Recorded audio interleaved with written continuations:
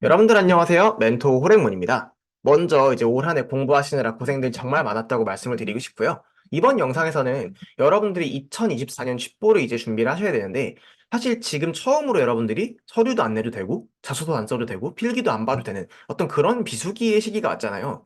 그래서 이 시기를 굉장히 잘 보내는 게 여러분들 내년엔 취업에 성공하는 데 있어서 굉장히 좀 중요한 영향을 끼칠 거거든요. 그렇기 때문에 이 시간을 어떻게 하면 좀 효과적으로 보낼 수 있을지에 대해서 제가 말씀을 조금 드려보려고 합니다. 자, 첫 번째로 여러분, 자격증을 보완하셔야 돼요. 이 공기업 쪽이 아무래도 채용 규모가 좀 줄어들다 보니까 서류 전형이 많이 강화됐어요. 그래서 이게 여러분들이 옛날에는 우리가 영어, 커말, 한국사 요것만 있으면 기본적으로 필요한 자격증은 다 만들었다고 했는데 요즘은 여기서 기본적으로 하나 내지 두 개 정도가 필요합니다. 왜냐면 여러분들이 자격증을 이렇게 따놓지 않으면은 남들은 다 이 정도 따놓기 때문에 원하시는 기관에 원서를 넣었을 때 애초에 서류 카딱을 확률이 굉장히 높아요. 그러니까 여러분들 적어도 필기를 봐야 될 거 아니에요, 그쵸? 필기를 봐야 면접까지 갈 수도 있는 거고. 근데 서류에서 계속 떨어지면 얼마나 억울해요, 그쵸? 그러니까 여러분들이 자격증을 지금 보완을 해주셔야 된다는 거고. 자, 그럼 왜 하필 자격증을 지금 따야 되냐라고 물어보면요. 결국 자격증이라는 게 대부분 시험이 좀 단기에 집중적으로 공부해야 하는 경우가 굉장히 많아요. 내가 막 이렇게 필기 공부하면서 자격증 병행하겠다 그러면은요, 사실 효과가 좀 떨어집니다. 되게 비효율적인 좀 공부가 되거든요. 그렇기 때문에 이렇게 여러분들이 지금 당장 전공 회동 안 돌리고 될 때, 이럴 때 빨리빨리 자격증을 집중해서 따두시는 게 여러분들한테도 훨씬 좋다라는 거. 그럼 자격증을 어떤 걸 따야 되냐라고 많이들 여쭤보시는데요. 기본적으로 여러분들이 가고 싶은 기관들이 약간 리스트랄까요? 그런 걸 정해두시면 좋을 것 같아요. 내가 어떤 기관을 가고 싶은지를 쭉 정해놓고 해당 기관의 채용 공고를 보시면은요. 어떤 자격증이 가점으로 인정되는지를 이렇게 다 적어놓거든요. 그럼 그런 걸 보시고 좀 범용적으로 인정되는 자격증이 무엇인지를 여러분들이 한번 리스트업을 해보세요.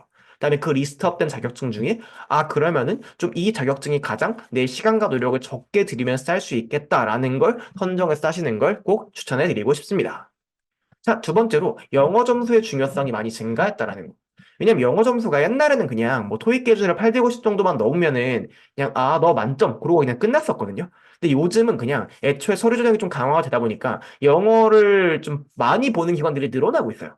그리고 다들 자격증을 좀 많이 따다 보니까 어떻게 되냐면은 자격증은 다 만점인 거예요. 자, 그럼 거기서 우선순위 동점자는 누가 돼요? 영어 점수 높은 사람. 이렇게 되는 경우도 종종 보이고 있습니다. 그렇기 때문에 현재로서 영어 점수는 약간 좀 말씀드리기 어렵긴 하지만 고고익선이지 않을까라고 저는 조금 보고 있는 상황이고요. 그다음에 영어 점수가 그래도 다행인 건 이제 5년으로 증가를 했잖아요. 쉽게 말해서 여러분들이 진짜 바짝 공부해갖고 한 번만 따놓으면은 엔간하면 취업 준비하는 동안 다시 영어 점수 딸 필요가 없다는 이야기예요. 그러니까 조금만 노력하셔갖고 따주시면 좋을 것 같고 기관에 따라서 좀 스피킹 가점을 주는 기관도 있기 때문에 여러분들이 지원하는 기관이 스피킹 가점을 본다 하면은 스피킹도 지금 스피킹이 사실 여러분들이 영어 실력이 어느 정도 되면은 그냥 체계적으로 연습만 하면 원하시는 그 최고 레벨까지는 아니더라도 가산점을 받으시는 점수까지는 충분히 따실 수 있거든요.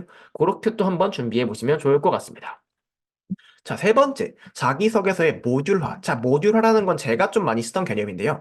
좀 취준생분들이 우리가 원서를 내면은요, 그 원서를 통째로 저장을 많이 해둬요. 예를 들면은, 뭐 2023년도 한국 수력 원자력 뭐 하반기, 아니면 2023 상반기 근로복지공단, 이렇게 저장해 놓거든요. 근데 그럼 나중에 복붙해야 될 때 여러분들이 내가 그 내용을 어디다 썼는지 찾아가려면 힘들어요. 하나하나 열어보고, 여기 아니네, 이렇게 해야 되잖아. 그러니까 어떻게 하는 거냐? 여기 적어 놓은 것처럼 에피소드 기반으로 자기소개서를 정리해 두세요. 여기 보시면은 이 아가리는 저희 야구부 이름이고요. 비비비 코리안 제가 일했던 NGO 이름이고 파운티는 제가 운영했던 웹진 이름이고요. 자, 여기는 그냥 학교 경험 같은 거 쓴 거고. 그래서 여기 보시면은 만약에 제가 딱 생각해 보는 거예요. 이 문항은 내가 온라인 학평을 추진했던 사례를 써야겠다라고 생각을 했어요. 그럼 어떻게 하면 돼? 이 온라인 학평의 추진이라는 얘만 눌러주면은요. 그럼 자연스럽게 우리가 거기 온라인 학평을 내가 썼던 걸 쫙 갖다 모아놓는 거지. 그럼 그거 보고 글자 수 맞춰갖고 복붙하고 조금만 바꾸면 되겠죠.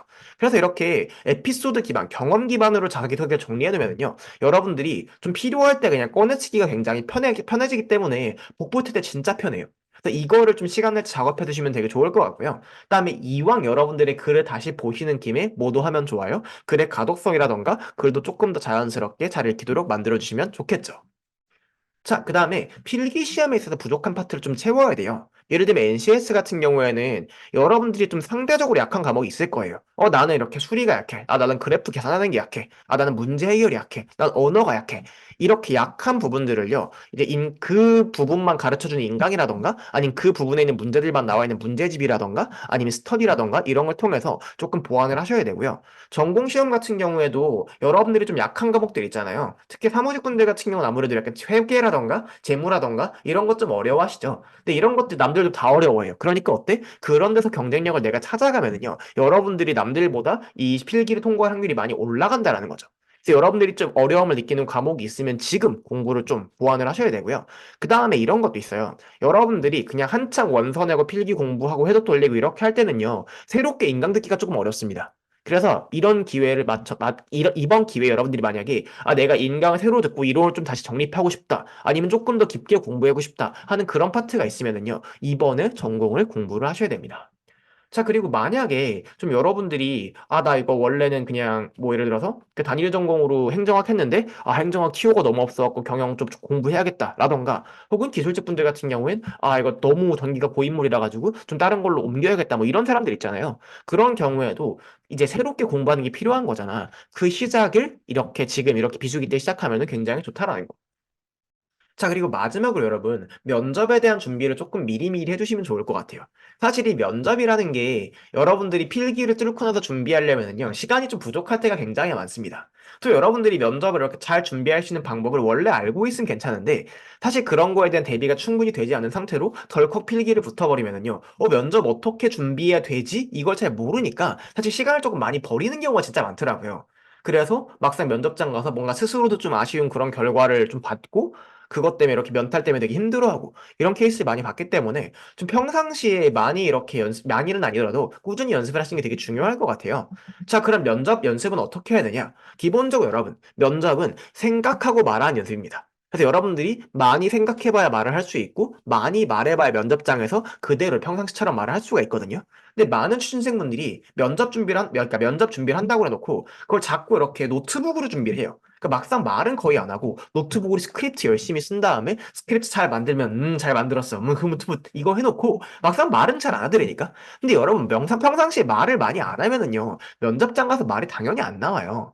그러니까 당장 저 같은 경우만 해도요, 저는 기본적으로 말을 이제 잘하는 사람이었죠. 예, 기본적으로 말을 못하는 사람은 아니었어요. 그럼에도 불구하고 저는 면접 때 면접 잡히고 나서 하루에 13시간 정도를 말하는 연습을 했습니다. 그냥 아침에 일어나서 자기 직전까지 말하는 연습만 했어요. 그 엄마가 저를 보고 거의 약간 얘 이렇게 뭐 열심히 하는 걸 처음 본다, 약간 이런 수준으로 미친 사람인가, 약간 이런 느낌으로 엄마가 저를 봤었거든요. 맨날 먹을 거 막 챙겨주시고 아들 막 이렇게 어디 아프진 않아 막 이러면서. 그때 제가 목도 막 나가고, 제가 심지어 면접 연습을 너무 많이 해가지고 입사하고 연수 때 말을 못했어요. 목이 아파갖고 말이 안 나와서. 그냥 그 정도로 전 연습을 하고 면접에 갔거든요. 그러니까 그래야 면접 때 말을 할 수 있어요. 물론 여러분들한테 평상시에 면접을 그렇게 막 준비하라는 건 아니지만, 적어도 하루 10분, 20분씩이라도 꾸준히 말하는 연습을 해봐야 된다라는 건 꼭 제가 말씀을 드리고 싶고요.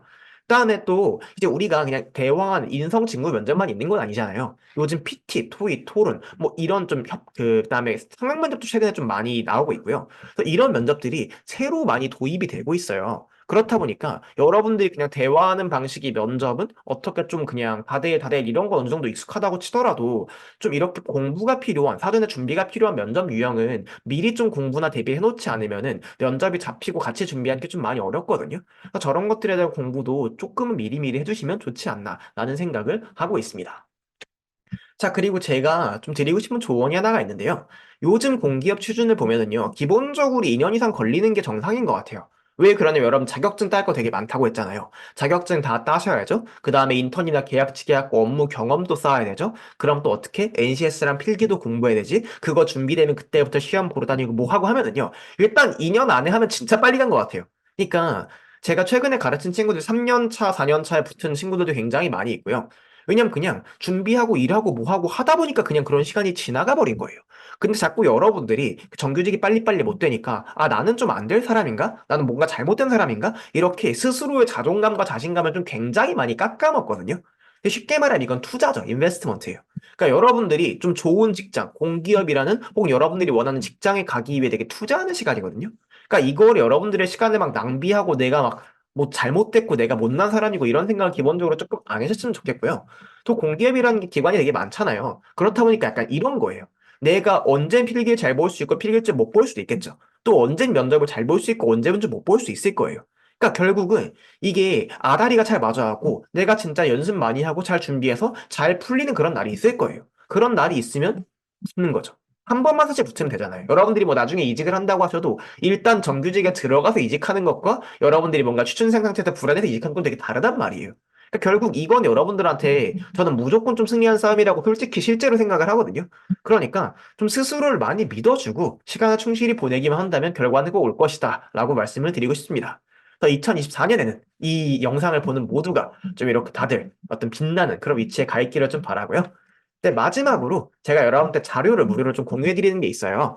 그래서 여기 있는 6종 자료를 무료로 공유해드리고 있고, 이거 그냥 저한테 카톡 친추한 다음에, 아, 나 자료 좀 주세요, 선생님. 하시면 제가 바로 보내드리도록 하겠습니다. 그 외에도 제가 인스타그램이랑 오픈 카톡방도 운영하고 있으니까 얼마든지 놀러 오시기 바랍니다. 지금까지 멘토 호랭몬이었습니다.